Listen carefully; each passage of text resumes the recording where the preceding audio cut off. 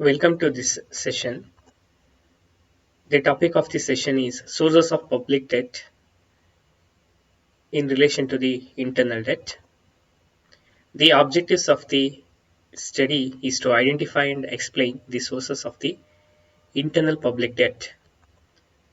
At the end of this session, you will be able to identify and explain the various sources of internal public debt. Sources of the public debt with aspect to the internal debt. The debt which is constitute of the commercial bank and other financial institutions is being known as internal debt.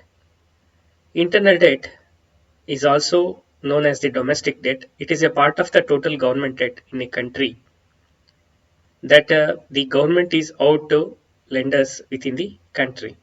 ಅಂದ್ರೆ ಸರ್ಕಾರವು ದೇಶದ ಒಳಗಡೆ ಮಾಡತಕ್ಕಂತಹ ಸಾಲವೇ ಆಂತರಿಕ ಸಾಲವಾಗಿದ್ದು ವಾಣಿಜ್ಯ ಬ್ಯಾಂಕುಗಳು ಮತ್ತು ಇತರೆ ಹಣಕಾಸು ಸಂಸ್ಥೆಗಳಿಂದ ಈ ಆಂತರಿಕ ಸಾಲವನ್ನ ಅವು ಪಡಿತವೆ.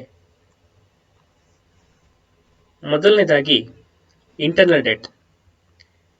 The internal debt which consists of market loans and the advances from the RBI and special securities issued from the central government. These sources are considered as the internal debt sources. The second one is being LACG. LACG is the brevity of loans and advances from the central government. ಅಂದರೆ ಇಲ್ಲಿ ರಾಜ್ಯ ಮತ್ತು ಕೇಂದ್ರಾಡಳಿತ ಪ್ರದೇಶಗಳು ತಮ್ಮ ಯೋಜನೆಗೆ ಏನು ಸಾಲವನ್ನ ಪಡಿತವೆ.